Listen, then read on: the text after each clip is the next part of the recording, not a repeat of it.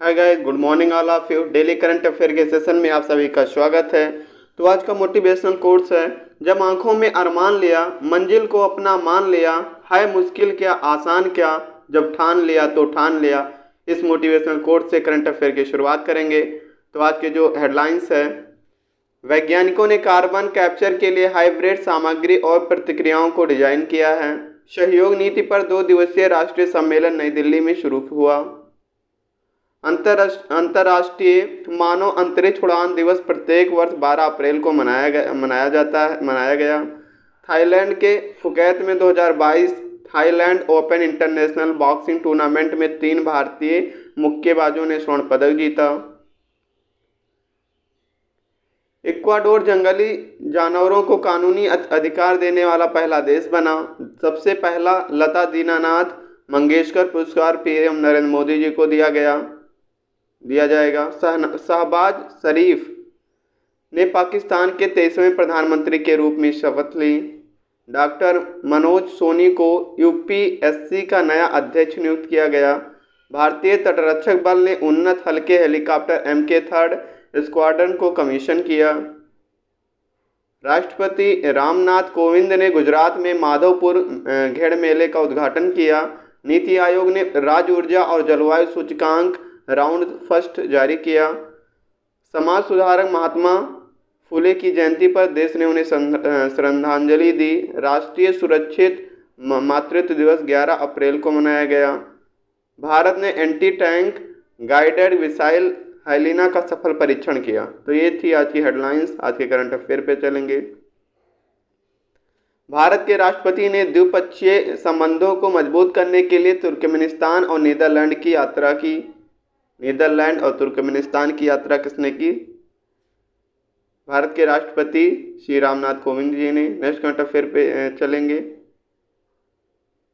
भारत के राष्ट्रपति रामनाथ कोविंद ने 1 अप्रैल से 7 अप्रैल 2022 तक तुर्कमेनिस्तान गणराज्य और नीदरलैंड के साम्राज्य का दौरा किया। इस यात्रा में लंबित मुद्दों और तुर्कमेनिस्तान के राष्ट्रपति सैडर गुर्बागुलेविच वर्दी मोहम्मेदोव और नीदरलैंड के राजा विलेम अलेक्जेंडर और प्रधानमंत्री मार्क रूट के साथ द्विपक्षीय संबंधों को मजबूत करने पर भी चर्चा की।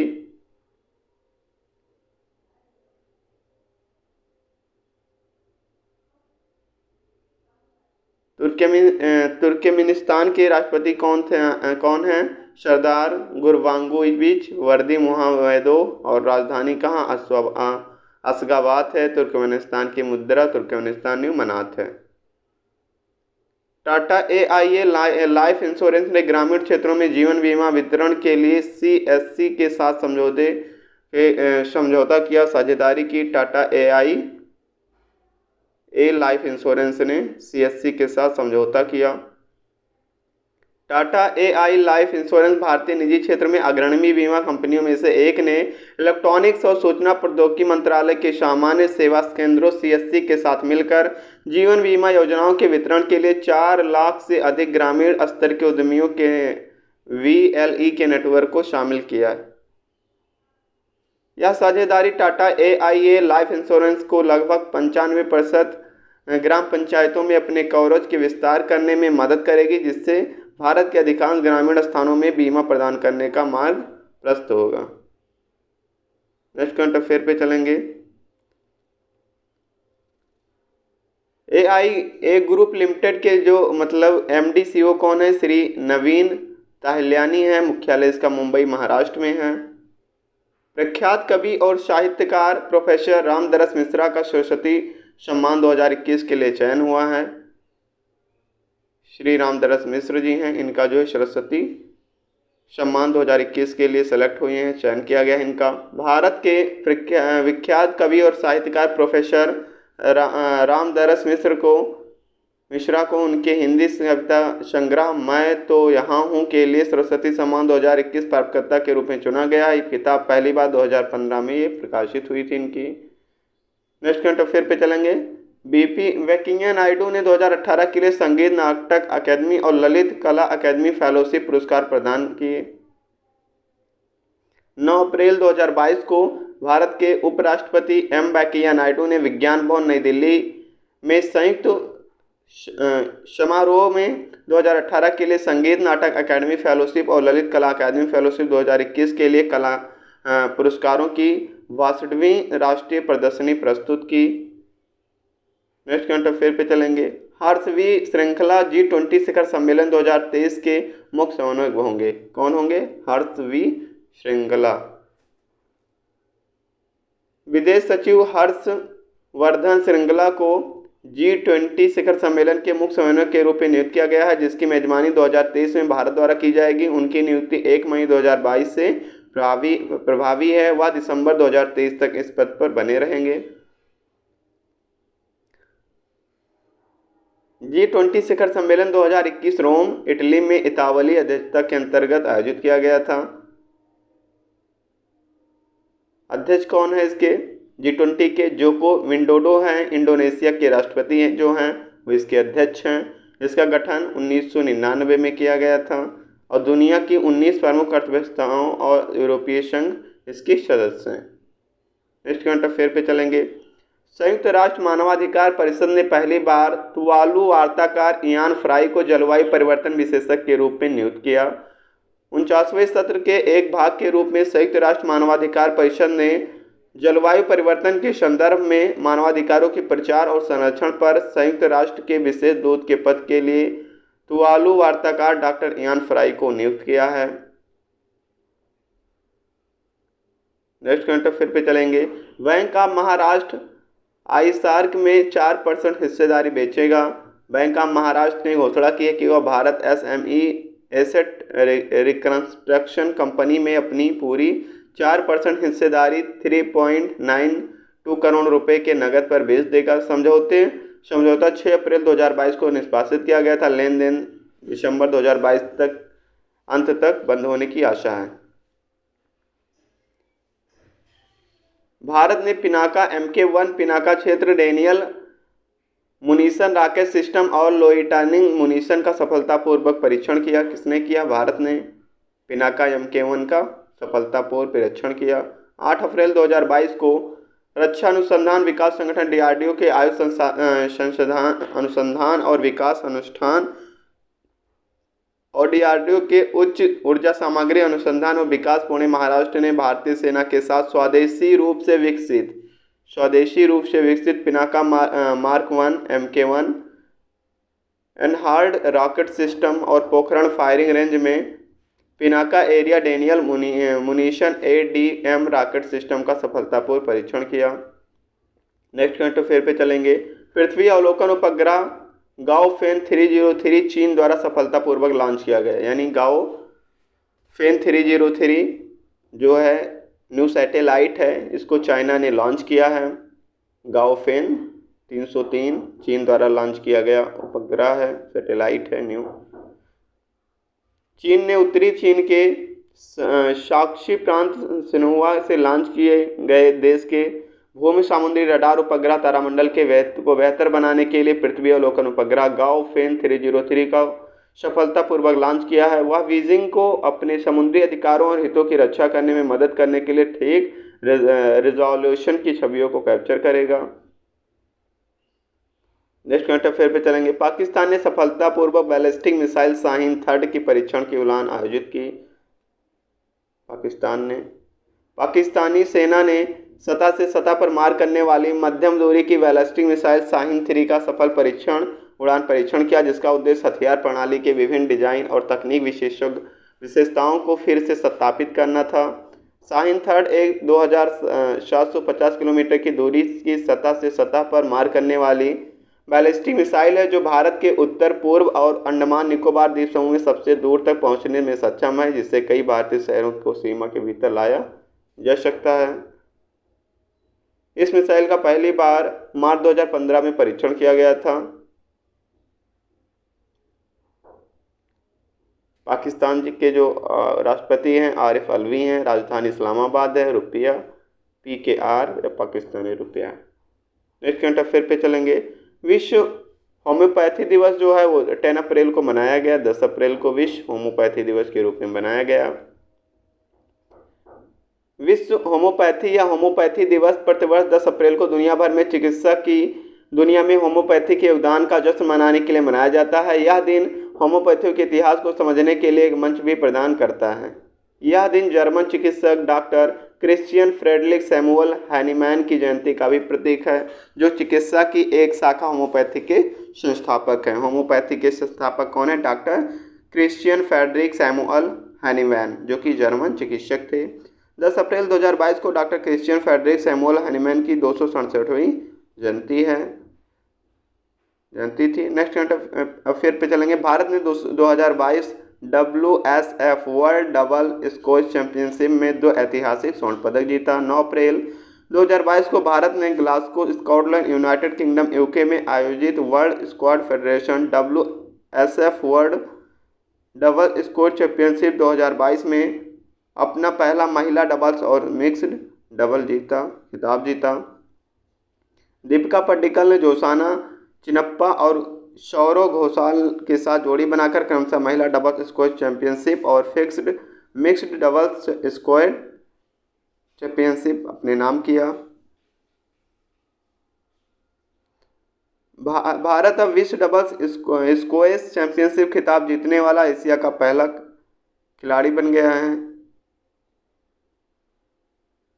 13 वर्षीय रिया जादव ने हाल ही में कौन सी DGC ladies open amateur golf championship अपने नाम की है? तो 11वीं चैंपियनशिप अपने नाम की है, जीती है रिया जादव, जो मात्र 13 वर्ष की हैं। भारतीय रिजर्व बैंक ने हाल ही में IDBI बैंक और किस बैंक पर 93 लाख का जुर्माना लगाया? तो एक्सिस बैंक पे और IDBI बैंक पे जुर्माना लगाया है। नेक्स्ट करंट अफेयर पे चलेंगे। गुरु घासीदास विश्वविद्यालय बिलासपुर और किस यूनिवर्सिटी में UGC ने हाल ही में भीमा भोई चेयर की स्थापना की? तो ये जो स्थापना की है दिल्ली विश्वविद्यालय ने की है। किसने? दिल्ली विश्वविद्यालय ने। केंद्रीय मंत्रिमंडल ने कब तक के लिए अटल इनोवेशन मिशन को जारी रखने की मंजूरी दी है? तो मार्च 2023 तक इसे जारी रखने की मंजूरी दी है। गीतांजलि श्री के द्वारा लिखा गया उपन्यास टर्म्स ऑफ सेंट प्रतिष्ठित साहित्यिक पुरस्कार के लिए चुना जाने वाला कौन सा हिंदी भाषा का उपन्यास बन गया है? तो ये जो बन गया पहला उपन्यास बन गया है। प्रधानमंत्री मुद्रा PMMY को हाल ही में 7 वर्ष पूरे हुए, 7 ईयर। नेक्स्ट करंट अफेयर पे चलेंगे। निम्न में से किस मंत्रालय द्वारा हाल ही में AVGC प्रमोशन टास्क फोर्स की स्थापना की गई? तो सूचना और प्रसारण मंत्रालय के द्वारा AVGC की स्थापना की गई। निम्न में से किस फोटोग्राफर की कमलोप्स रेजिडेंशियल स्कूल शीर्षक वाली एक तस्वीर ने world press photo of the year 2022 जीता? तो ये जो जीता है एम्बर ब्रैकन ने क्या जीता है? फोटो ऑफ द ईयर 2022 का पुरस्कार जीता है। DRDO ने हाल ही में किस राज्य के तट पर एकीकृत परीक्षण रेंज चांदीपुर में solid fuel ducted ramjet SFDR तकनीक का सफलतापूर्वक परीक्षण किया? तो ये उड़ीसा राज्य के तट पर किया, इसका सफलतापूर्वक परीक्षण DRDO ने किया। हाल ही में किस राज्य सरकार द्वारा मुख्यमंत्री उद्योग क्रांति योजना की शुरुआत की गई? ये MP मध्य प्रदेश के द्वारा की गई, जो इसके मुख्यमंत्री हैं शिवराज सिंह चौहान जी के द्वारा किया गया। हाल ही में किस रेलवे जोन ने अपने 6 मंडलों के 6 मुख्य स्टेशनों पर एक स्टेशन एक उत्पाद अभियान की शुरुआत की? तो रेलवे ने तो दक्षिण मध्य रेलवे में इसकी शुरुआत की, इस अभियान की। हाल ही में राष्ट्रीय प्रजनन बोर्ड का नया अध्यक्ष किसे नियुक्त किया गया? तो जो महेश वर्मा जी को इसका अध्यक्ष नियुक्त किया गया। हाल ही में मेलबर्न विक्टोरिया में आयोजित formula 1 F1 2022 Australian grand premier league किसने जीती? तो चार्ल्स लैलर ने जीती इसको।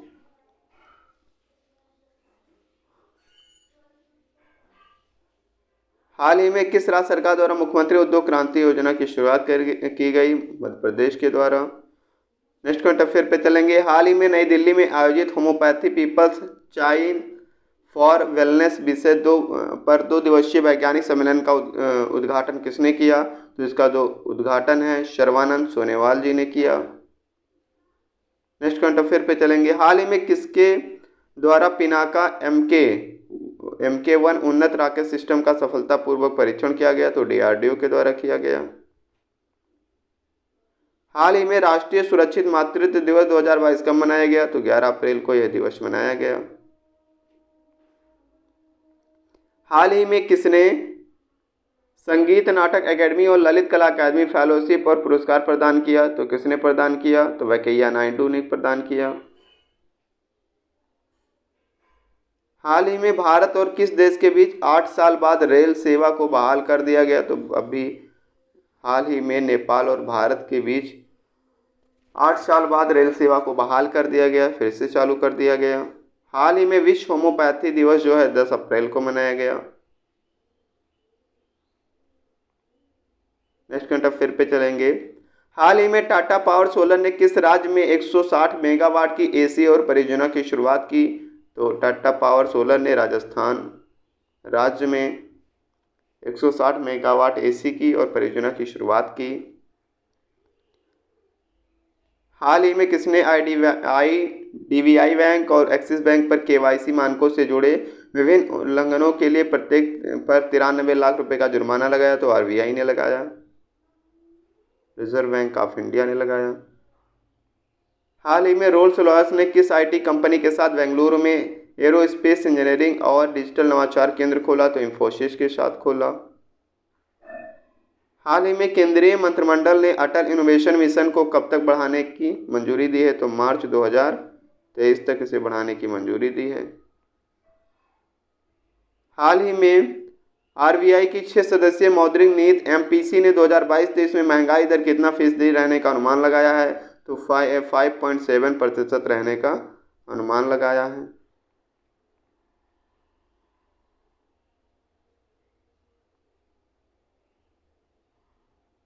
जंगली जानवरों को कानूनी अधिकार देने वाला पहला देश बना इक्वाडोर।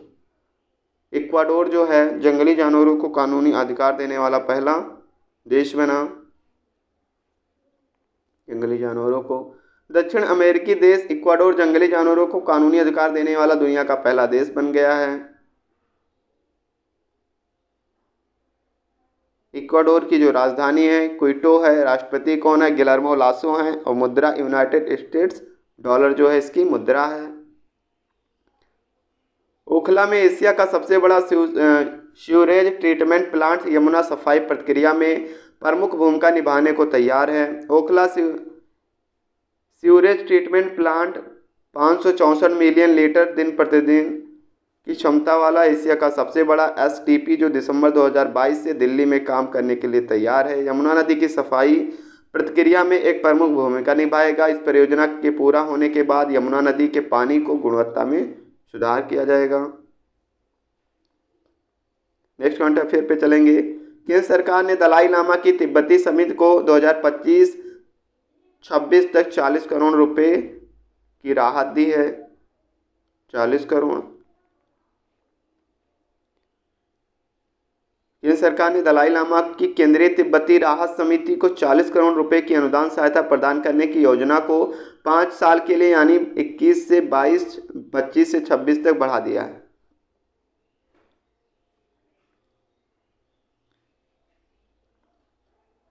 तो सेवी के जो अध्यक्ष हैं माधवीपुरी बुच्चू हैं, इसका मुख्यालय मुंबई महाराष्ट्र में है।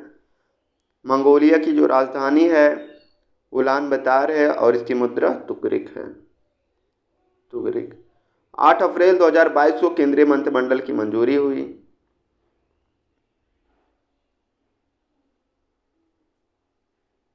आठ अप्रैल 2022 को भारत के केंद्रीय कैबिनेट मंत्री PM नरेंद्र मोदी ने निम्नलिखित प्रस्तावों को मंजूरी दी। केंद्रीय मंत्रिमंडल ने मार्च 2023 तक अटल इनोवेशन मिशन को जारी रखने की मंजूरी दी ताकि डिजिटल उपकरणों का उपयोग कर नवाचार उद्यमिता की संस्कृति के अपने निम्नलिखित इच्छित लक्ष्य की दिशा में काम किया जा सके। तो यह आज की थी current affair. Thanks for watching.